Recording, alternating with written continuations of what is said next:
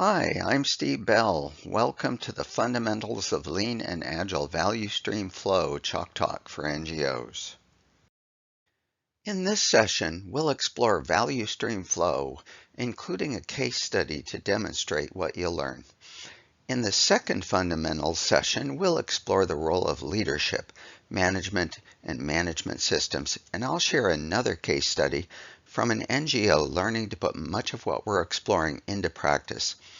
As with every session, I'll include learning tips you can pursue independently if you wish. We're going to explore the nature of flow, the mechanics of flow, and the importance of focusing on value streams as drivers of overall organization performance and outcomes. We'll also examine the improvement and innovation journey, calling out common challenges and how to address them. Here's the chapter timing so you can move about easily. Before we start, I want to clarify 3 important points to set the stage for what you're about to learn. First, I mentioned in the introduction session that lean thinking emerged in the 1950s and has been evolving ever since, with an emphasis on flow of value streams, which are the large-scale value delivery engine of an organization. Agile evolved later, building on lean flow techniques during the technology acceleration era beginning in the 1990s. In this session, we're going to focus primarily on the fundamental lean process improvement methods, making note of special Agile considerations along the way. I'll address specific Agile methods like Kanban and Scrum in later Chalktalk sessions since they build on what you're going to learn here. Second, many people seem to think that innovation, the creative invention of new things, isn't a process, that it's something that happens magically. It's true that every so often, a sudden inspiration comes to each of us, sometimes in a dream or in a period of intense thought followed by sudden distraction. It's really nice when that happens, but we need innovation to be more reliable since our future depends on it. What we've learned from Agile is that the continuous flow of creation, design, and development is a process that can be taught, learned, repeated, and scaled. To prove this point, many very large and well-known companies like Apple, Google, Amazon, and hundreds of others, collectively known as Internet unicorns, which began as startups and have now exceeded $1 billion in revenue, all practice some variation of Agile. For example, SpaceX is currently redefining the future of private-public partnership in space development by adopting Scrum across the entire organization, including NASA, its primary partner who has been using Agile methods on space missions for over a decade. Agile is not just for large organizations. It's safe to say most, if not all, technology development organizations of any size today practice Agile. They have to. There's no other way to keep up with such rapid change. My goal is to help NGOs adopt these practices as well. The final point I want to make is that when talking about process improvement, we'll be emphasizing problem solving in the scientific method. This is what makes process improvement repeatable and successful. Now, some people may ask, doesn't the scientific method come naturally to everyone? Yes, it does, if you were raised in a household where science was part of daily life and dinner table conversations, or perhaps if you were born with the right genes. But for most people who work in business-like organizations, I can assure you the scientific method does not usually come naturally. It can be much more of a political process, often driven by opinions and persuasion. I'm reminded of Internet pioneer Jim Barksdale, CEO of Netscape, who said, "If we have data, let's look at the data. If all we have are opinions, let's go with mine." Now let's examine how flow works and debunk some common myths and misunderstandings along the way. Here's an outline of the topics I'll cover in this chapter.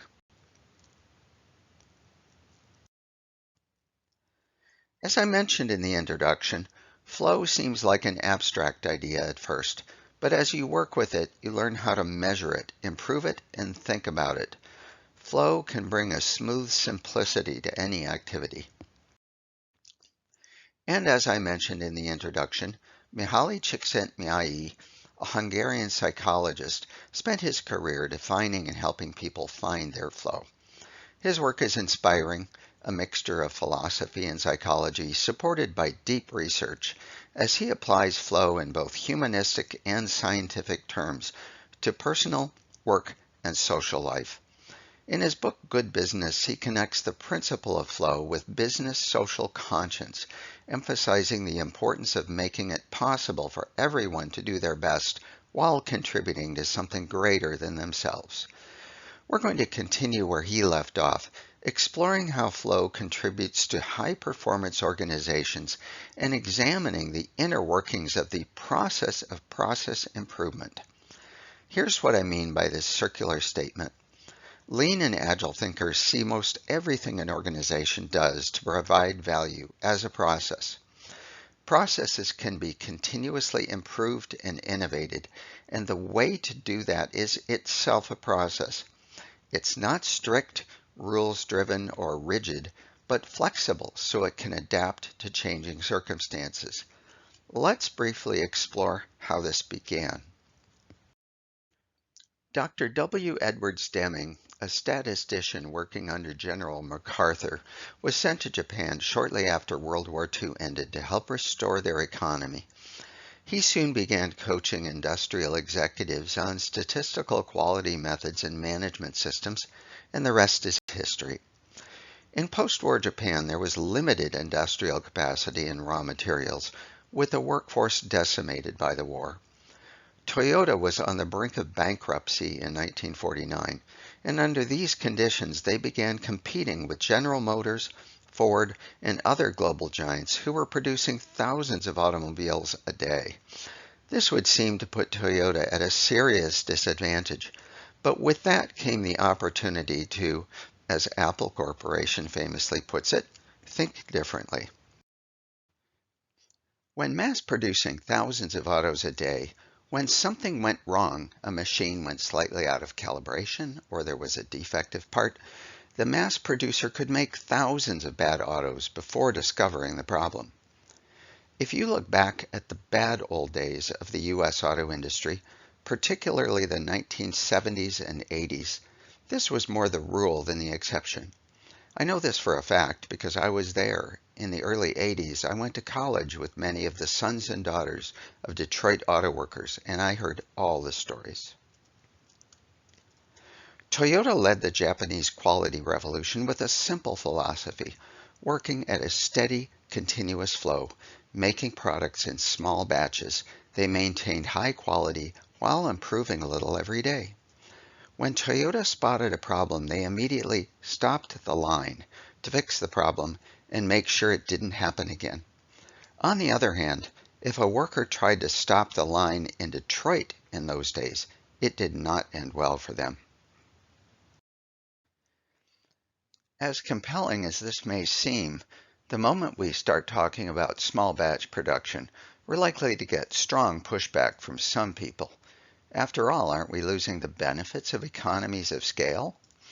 It's simple to debunk this popular myth about the advantages of mass production and economies of scale once you look closely at the assumptions.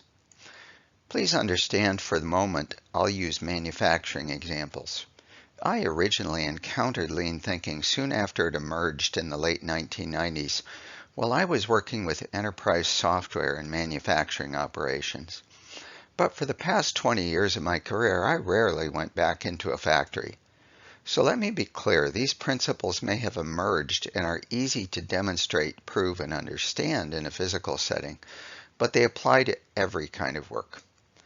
In general, mass production gives you the feeling of productivity, but usually without the desired outcomes. Why? First of all, mass production inherently stores large quantities of inventory at each work center, so you can keep productivity up, and no person or machine sits idle. An idle worker or machine is considered bad, so people measure productivity in terms of units of production over time.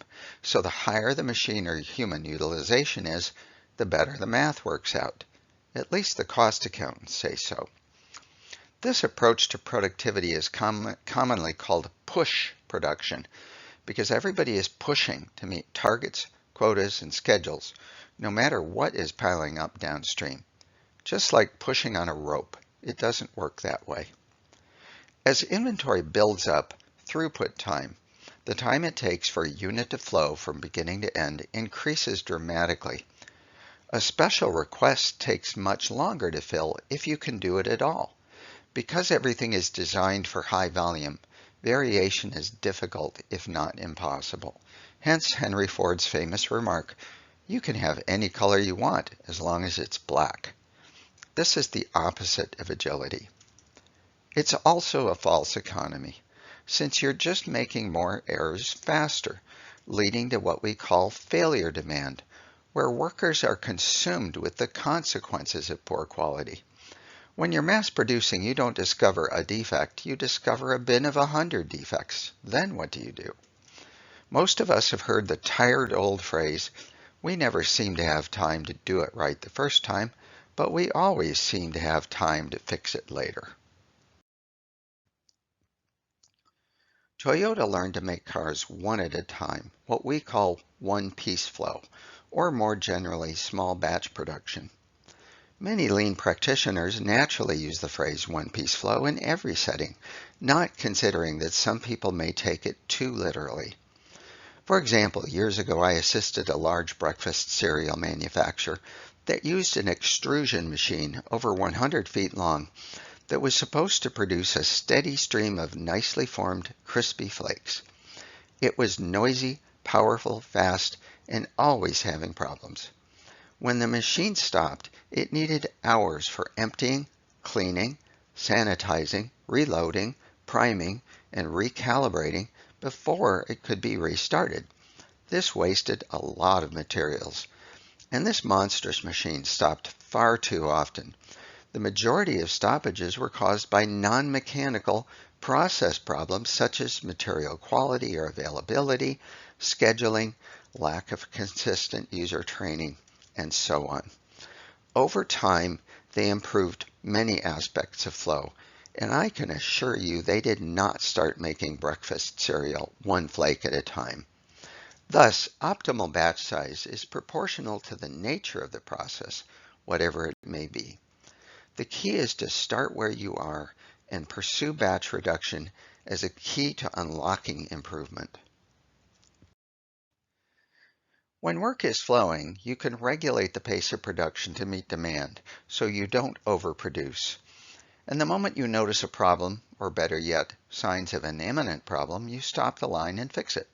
Not just in the current task you're working on, but you make sure it doesn't happen again. This may mean you need to change something in your own work area, or perhaps you need to signal management that something has gone wrong outside the team's reach and they need their cooperation in fixing it. When you stop the line consistently, there's an accumulative effect, and you find yourself spending less and less time firefighting and more time consistently doing value-adding work, like listening to customers and finding better ways to serve them. It's always an interesting experiment when a team estimates the percentage of their failure demand for the first time. It can be a real wake-up call when they realize that what has come to feel normal is not.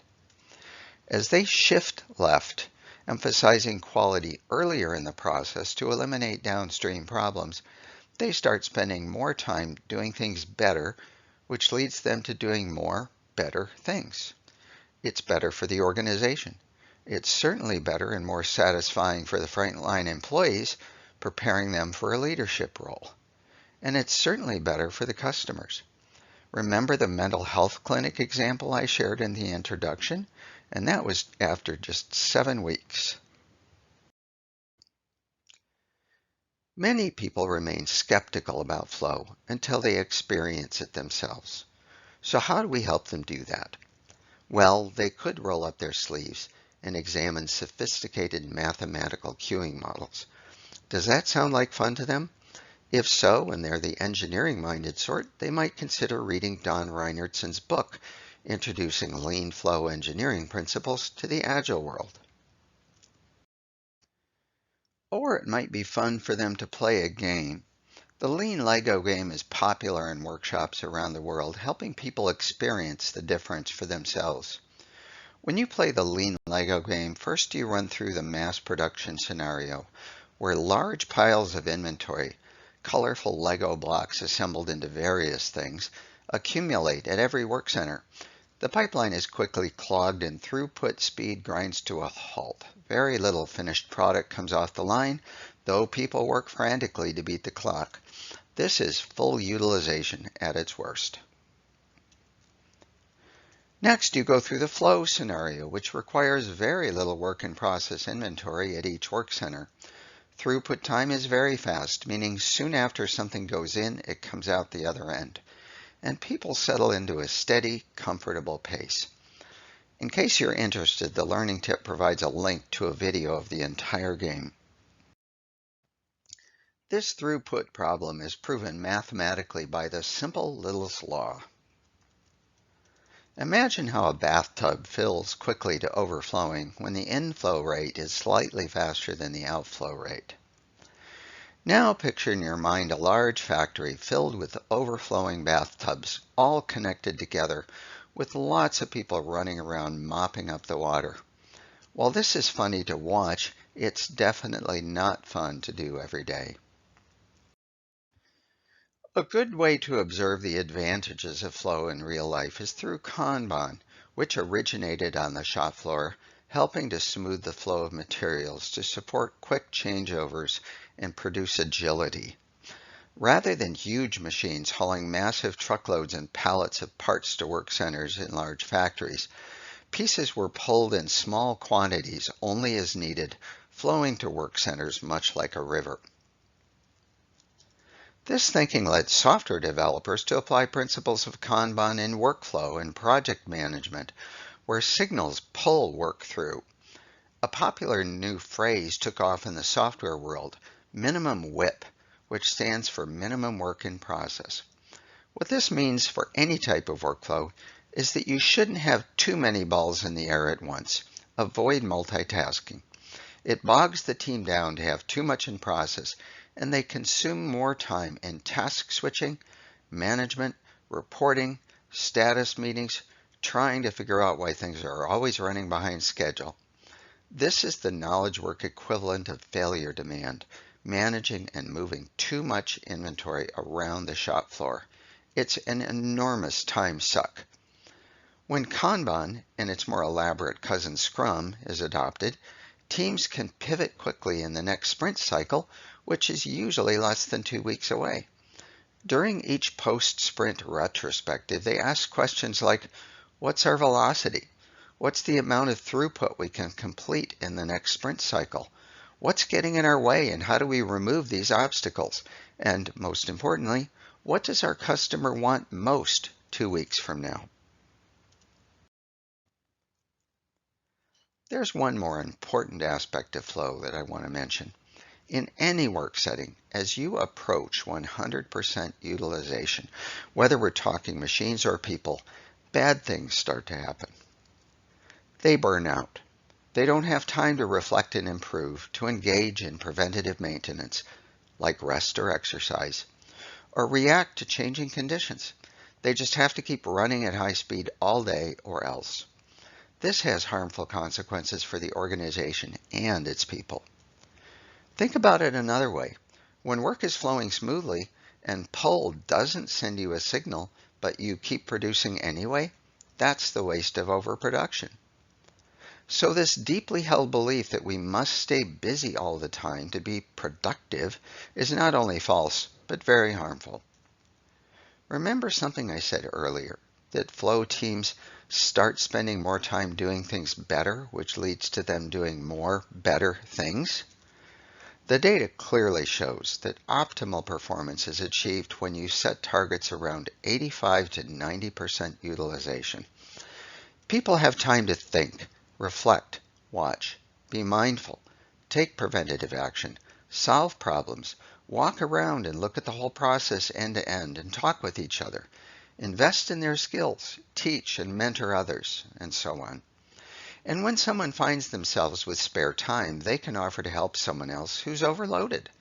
Cross-skilling is valuable in a lean and agile setting because resources and capacity can flex at a moment's notice. And with a little slack, people can pivot when something does go wrong. Slack capacity is a deep subject, but trust me, there's plenty of empirical evidence in queuing theory and on real shop floors and in software development organizations. It's important for people to understand that slack time is not wasted time. It's put to best use by the people who know what needs attention at that moment. If you want to learn more or need help to persuade others not to run operations to the breaking point, read Tom DeMarco's classic, Slack, Getting Past Burnout, Busy Work, and the Myth of Total Efficiency, published in 2002. So let's be clear. Lean and Agile start with a focus on quality. The additional outcomes we're looking for, speed, agility, customer satisfaction, efficiency, productivity, and lower cost, to name a few, emerge as quality improves. But wait, there's one more important outcome to consider: safety. Stop the line works in any setting, a really good example being healthcare. After all, what industry has more at stake preventing errors? How about the airline industry? In 2009, Dr. Atul Gawande, surgeon, Harvard public health professor, and leader of the World Health Organization's Safe Surgery Saves Lives Checklist initiative, published the Checklist Manifesto. This book applies lessons learned from decades of highly successful airline industry safety practices that were derived from total quality management. Lessons learned from the airline industry emphasize the importance of capturing and analyzing every problem as quickly as possible, but it also emphasizes the importance of tracking near misses, which are far more frequent. Paying special attention to near misses turns out to be an effective early warning device for preventing serious problems later. This book has many ideas that are relevant for NGOs operating in high-risk scenarios. Once an organization decides to adopt flow, how do they do this in a safe way? Lean thinkers often talk about draining the water level of a lake bit by bit, which exposes obstacles hidden from our view. But you don't drain the water all at once. A coach will often challenge a team to try to reduce their batch size and work-in-process inventory by half. Sound arbitrary? It's as good as 40% or 60% until you have more data available to make an informed calculation. For starters, 50% may be close enough, or whatever seems right at the time. When coaching a team forward, we shouldn't set the target too low. We should take them just a little past their comfort zone, but not into the fear zone. We need to keep them safe while helping them stretch and think beyond what they know and what they think they know, safely challenging their unquestioned assumptions and deeply held mental models. Reduce your batch size by half is easy and popular as a directional challenge to be explored, challenging the team to gather data and evidence and begin formulating hypotheses to address the question, what's the obstacle that we have to overcome? Just remember, when thinking about flow in your own operations, one-piece flow and reduce your batch size by 50% are not to be interpreted as strict rules, but heuristics, directional guidelines. We'll discuss the important difference between rules and heuristics in a moment. Once teams experience flow, it seems natural. They've learned something important, developing new confidence to test new boundaries. They've expanded their comfort zone into new territory, and usually they don't want to go back to the old way. We've now finished what I hope is a thorough and easy way to understand how flow works, using a variety of teaching methods and examples to help you grasp how it works and why it's important. Now let's understand how to make value stream flow in any work setting. There are many ways to visualize a value stream. For this session, we'll continue to use the simple linear model.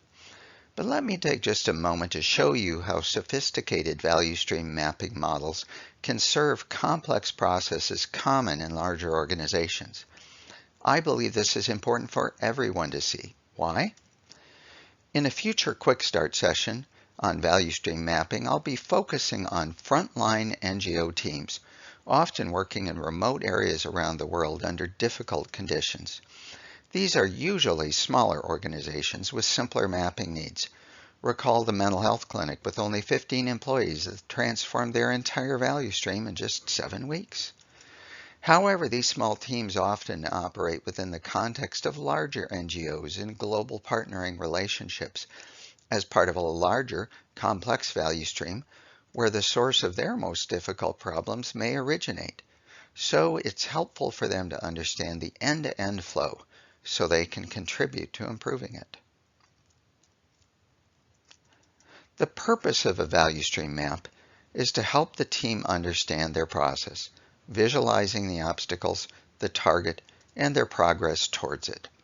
So beyond all the fancy mapping techniques I'm about to show you briefly, the best maps often look like this one, created by a nursing team to depict the problems, shown as the red bursts, in a hospital emergency room.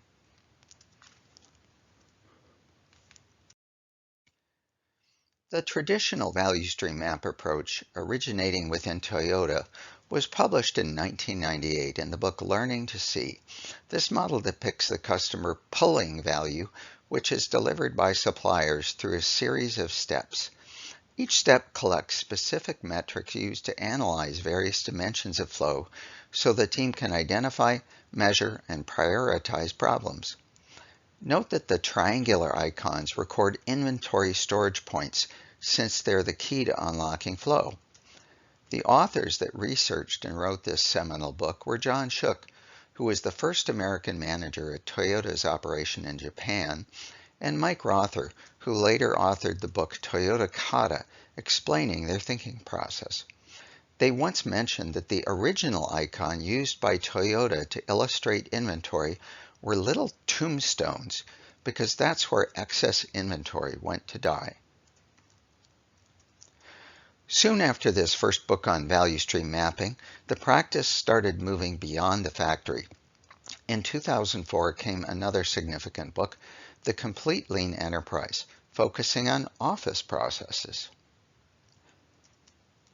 Then in 2005 came Lean Solutions, written by Dan Jones and James Womack, who originally wrote Lean Thinking, introducing a style of mapping where the customer experience lane and the delivery lane were shown in parallel, showing how they interact, helping to visualize the problems as experienced by the customer. Then in 2013 came Value Stream Mapping, How to Visualize Work and Align Leadership for Organizational Transformation, which went beyond the mechanics of value stream analysis, connecting the practice with overall organization strategy. With the appearance of widespread digitization came a need to capture much richer information. This led to the Multidimensional Value Stream Map, or MDVSM, which was informed by business process management techniques. MDVSM builds on the customer lane approach, using additional horizontal lanes to depict activities from specific business functions and partners. It also provides lanes to identify where incorrect, incomplete, unclear, or conflicting data, information, and communications cause problems. This helps create a flow-based blueprint to guide data gathering, analytics, automated alerts, visualization, and to support machine learning. Whatever approach they choose that is appropriate to their situation, as the team maps their current state, they'll learn to see what's getting in their way so they can monitor these critical points to quickly spot when something bad has happened or is about to happen. Or better yet, when something really good has just happened so they can celebrate. Some in the Lean community may feel strongly about using a particular model, especially the traditional one, but I feel that you should use whatever model best suits your requirements, adapting it to your special circumstances. I'll cover value stream mapping and analysis in more depth in a future Chalktalk session. And as I said before, I'll produce a quick start session to help a small team independently perform their own value stream analysis using a very simple approach. It may not surprise you that before improvement efforts begin, a process is likely to be far more complicated than it needs to be. There are countless reasons why this happens. Processes break and resist improvement in a seemingly infinite number of ways. But to discover exactly what's blocking a particular process, the team must go through a rigorous root cause analysis. We're not going to dive too far into the details of this process today. I'll save that for a future quick start training session that a team can practice on their own. What I'm going to do now is help you understand what are, in my experience, the most common challenges with value streams and how to deal with them. A value stream usually crosses many functional boundaries in an organization. For example, it may begin in sales and marketing, progress through legal, finance, engineering, production and delivery, and into customer service. Quite often, and quite naturally, people in different parts of the organization focus on their part of the process, making sure they are doing well, feeling good, and being rewarded for their efforts. They often do this by enacting rules, forms, standards, controls, stage gates, governance, meetings, supported by enormous spreadsheets and flowery PowerPoint presentations, followed by endless emails, reports, reviews, and more meetings, with the hopes of reducing problems and improving the performance of their part of the process. Though they usually have good intentions and may be convinced they're doing the right thing, they're not improving the overall flow of value through the organization and to the customer. They're not removing the waste. They're just moving it around like pieces on a game board. Parts of the organization compete with each other. This predictably results in poor quality, delays, high costs, confusion, frustration, and bureaucracy. It can also cause the best employees to leave, and it certainly doesn't serve the customer. This behavior is so common that there are two words frequently used to describe it. The first is silos, where each function, department, or division sees themselves as separate from the others. Once they begin competing with each other to improve their individual performance, they're no longer optimizing end-to-end flow and outcomes. They're locally optimizing their own performance and thus harming or sub-optimizing the end-to-end flow of the value stream. Clearly, silos can become deeply entrenched in structure, performance measurement, and culture, acting as a strong impediment to change. Now let's see how the process of process improvement is designed to address these problems in a teachable, repeatable, and scalable way. Let's say you get a cross-functional team together representing the key stakeholders of a value stream. These people may never have worked together as a team before since they've been deeply buried within their silos. Many times over the years, I've seen people in large organizations meeting for the first time in a mapping session, even though they've been working in the same value stream for years. If we're going to try to teach a group of people to dance together, we need some steps to teach them. So we're going to explore the basic dance steps of continuous process improvement, held together by a simple rhythm: plan, do, check, act. This is the basic rhythm of the scientific method. PDCA was popularized by Dr. Deming. Walter Shewhart at Bell Laboratories originally coined the term in 1939. But we really have Renaissance Italians to thank for teaching us how to think in this way.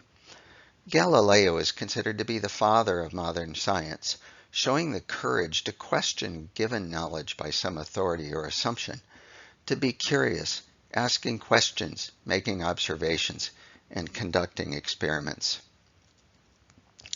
Making assumptions and jumping to conclusions comes naturally to most of us, but it usually leads us astray.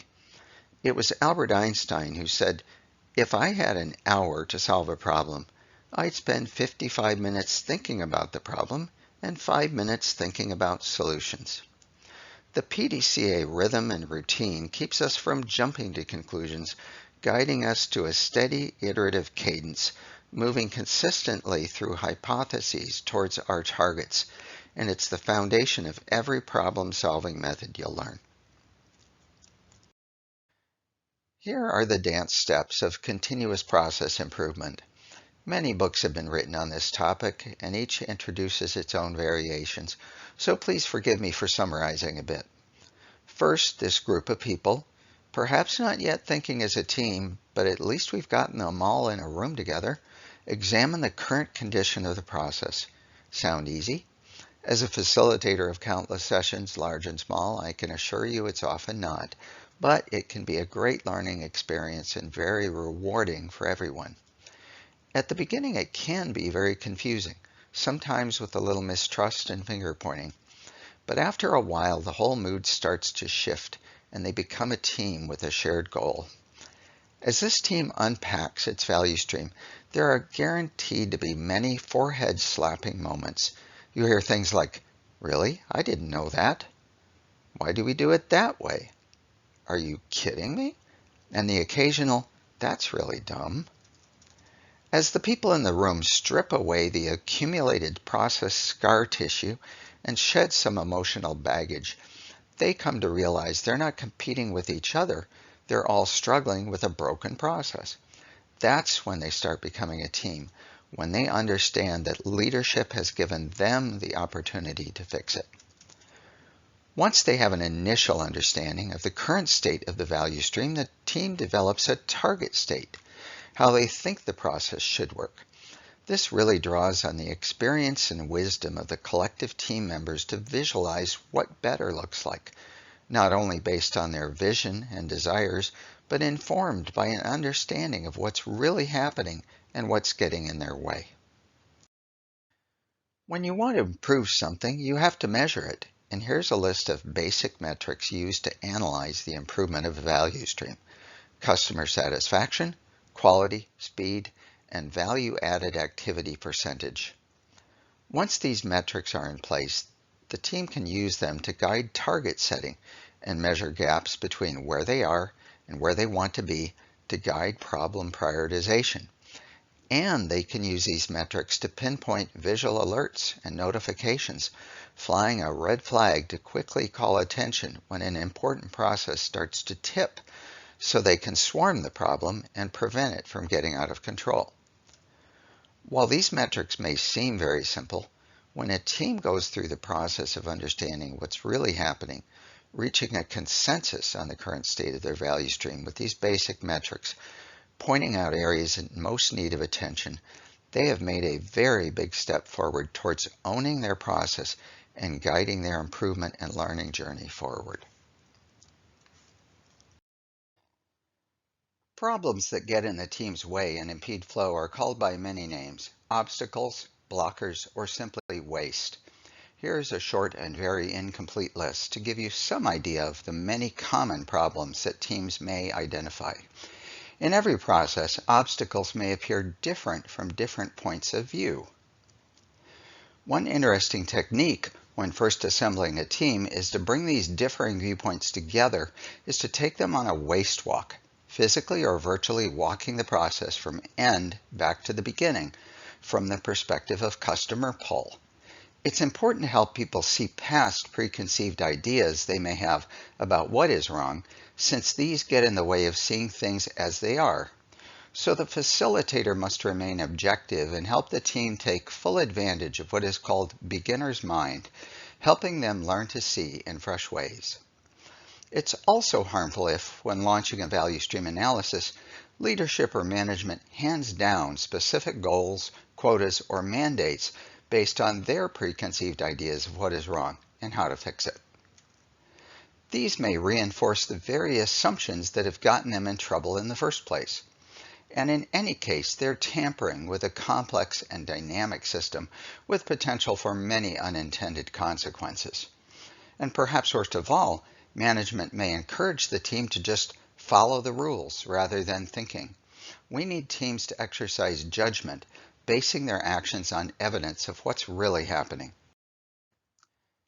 Instead of inflexible rules to guide teams, we like to think in terms of heuristics, flexible guidelines that can be applied to each situation using judgment.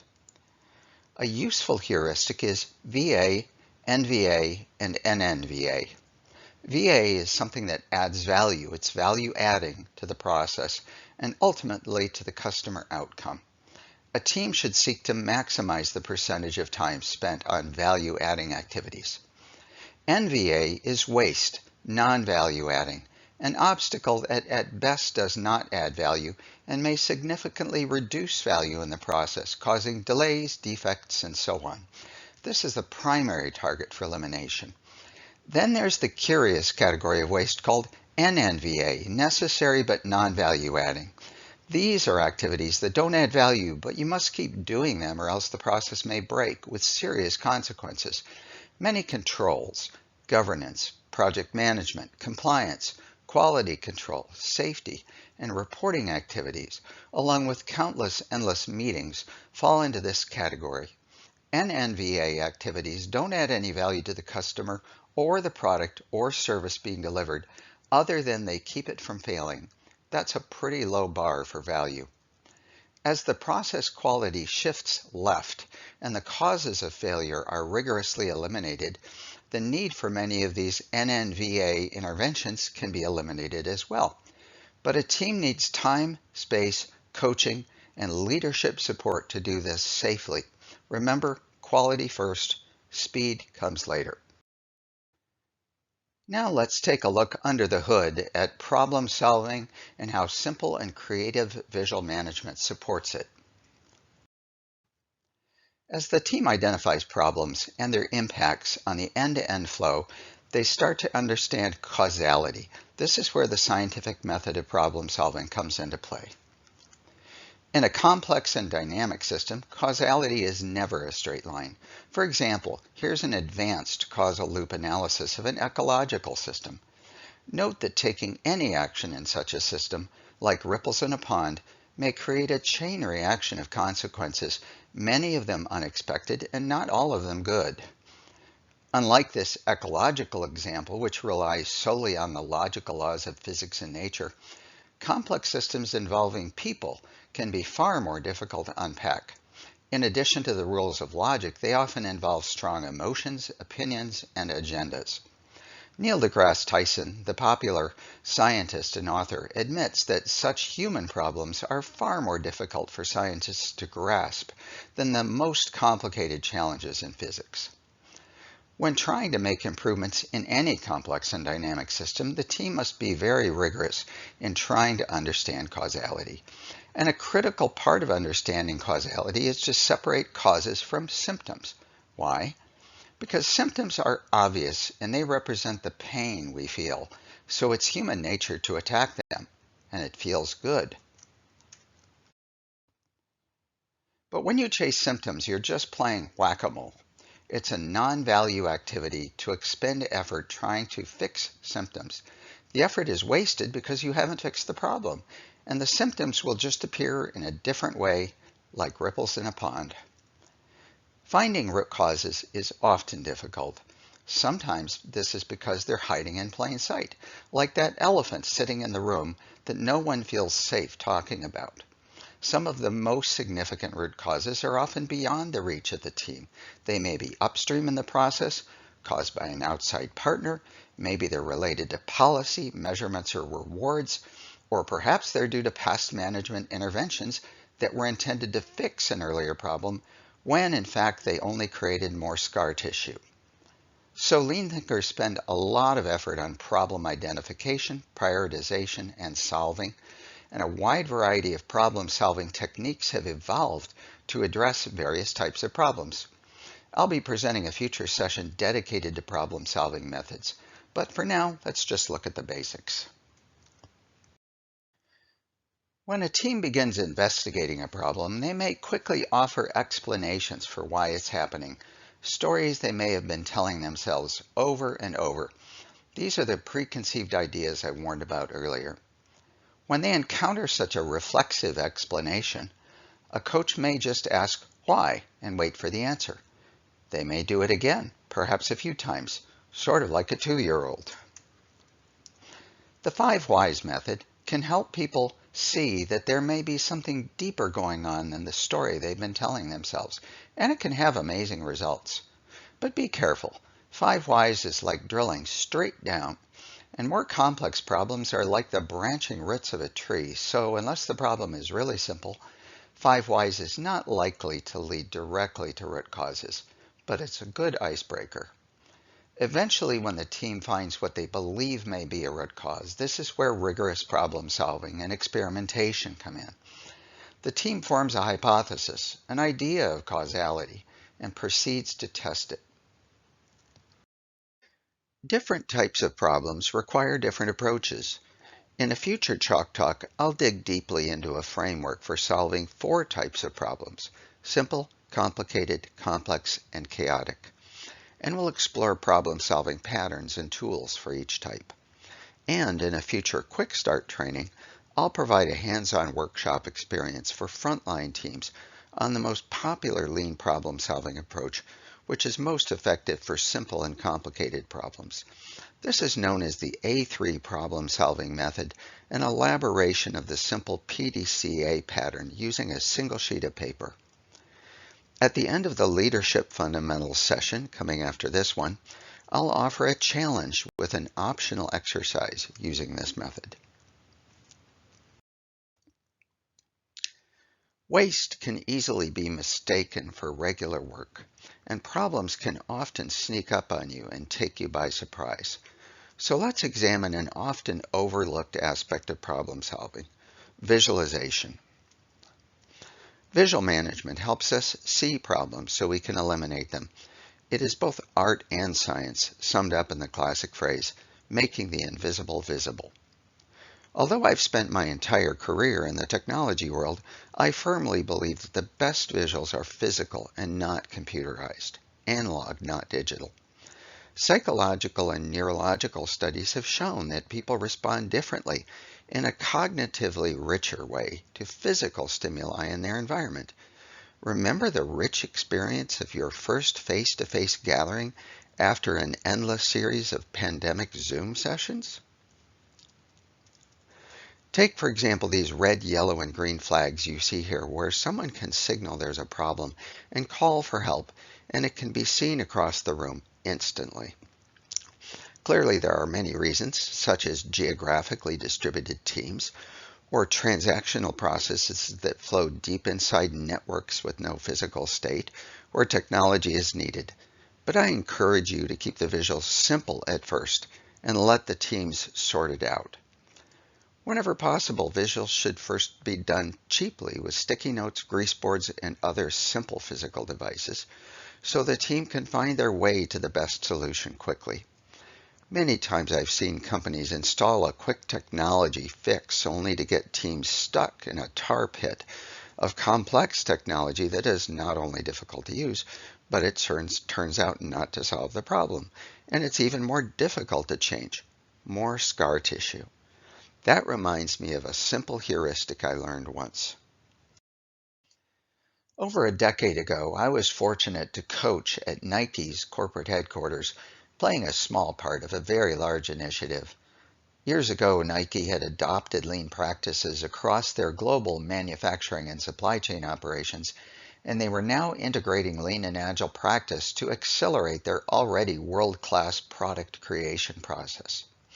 In every Nike facility I visited, it struck me just how visual it was, not just in marketing and product design, but how visualization was a core part of everything they did. Perhaps the most profound thing I learned during my time there was this simple image that explained how they thought about experimentation, or play, as they often called it. Everything I saw Nike do, they tried to do quickly and just good enough to demonstrate value, prove the hypothesis, and move forward. A series of rapid little steps can cover a lot of ground very quickly, and it keeps a team in a continuous learning mode. In Agile, each little step is what we call an MVP, a minimum viable product. And at Nike, they quickly moved from one small step to the next. In their terms, most things were done in paper and cardboard. Very few things ever made it to wood or metal before they changed again. This is the spirit we're looking for, not just with innovation, but process improvement in general. While everyone is constantly striving for excellence, we know that we rarely reach it, and when that does happen, it's momentary. The target keeps moving, and we must be comfortable moving with it.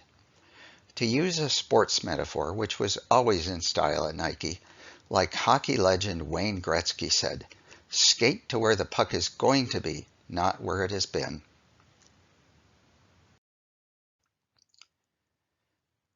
We've now reached the end of the principles and practices I'm going to share in this fundamentals session. So now I'd like to bring this all together by sharing a real-life experience from the for-profit world.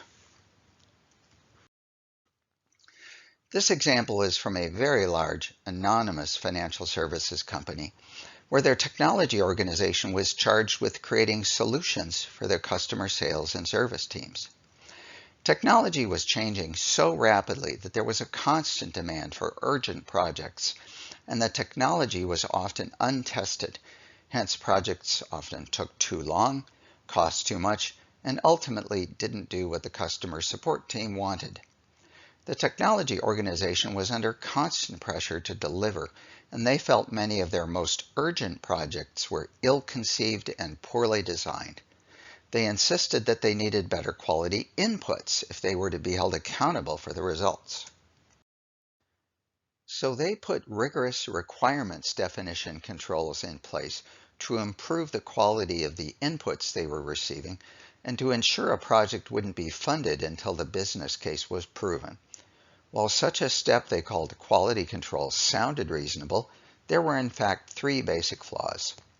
First, with untested, unproven technology, how is the customer supposed to even know what is possible and identify a potential solution without design input from the technology strategists?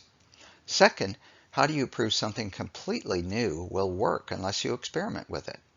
But every effort to design a solution and prove a business case was done with spreadsheets and PowerPoints and long meetings, implying certainty in the approach, cost, and outcomes.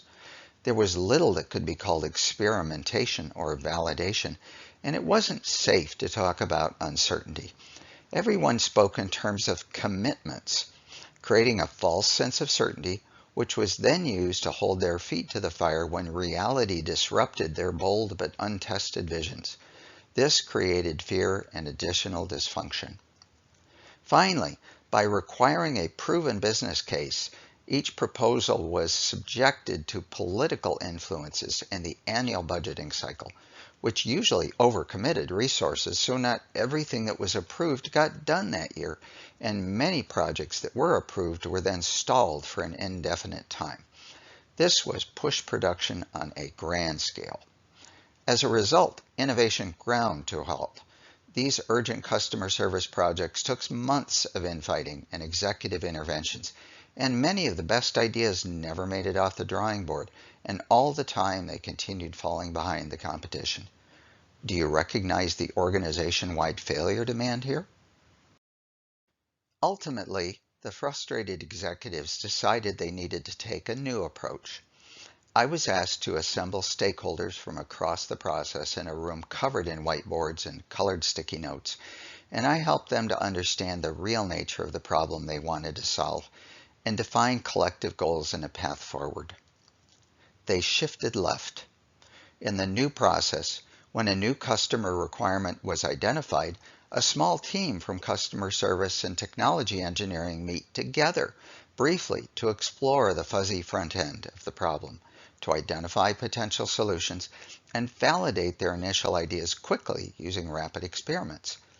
They no longer launched long, expensive, risky moonshot projects based on bold proposals and confident ideas. Instead, they started using a series of short sprints to test their ideas, quickly delivering initial solutions, or MVPs, that proved each hypothesis and which evolved over time, sprint by sprint. Their performance quickly and dramatically improved, and customers noticed the difference.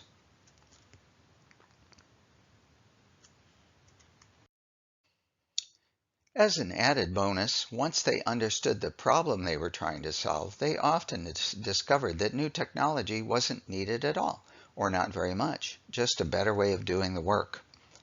Many people are surprised to hear that a goal of Agile isn't to write more code faster, but to write less code. But it shouldn't surprise anyone that Agile thinkers know, better than anyone, that writing unnecessary code is not only the waste of overproduction, but it's a waste of their own time and energy, which is better spent clearly understanding what the customer needs and doing only that, one step at a time. This illustrates the fundamental theme of my first book, which I published over 20 years ago. At the rapid and often chaotic pace of today's technology evolution, it feels even more relevant than it did 20 years ago that we should develop people, process, and technology in that order. I'd like to conclude this session with Dan Jones, who helped crack the code on Toyota's methods 30 years ago, making the principles understandable so that we could all learn how to practice lean thinking for ourselves. During the development of this Chalktalk series, I shared drafts with several Lean4NGO members to get their feedback. This included Dan, who offered to add a few thoughts on the importance of engaging people to drive improvement forward. We've all seen the gap between how systems are supposed to work and how they actually work. How work is constantly interrupted as the situation changes. Previous steps are not done correctly or on time, or machines break down. Lean thinking helps teams to respond immediately, to discover how to prevent them happening again, and eventually to design a better way of working together. By linking steps more closely, to improve quality and save unnecessary time, effort, and cost.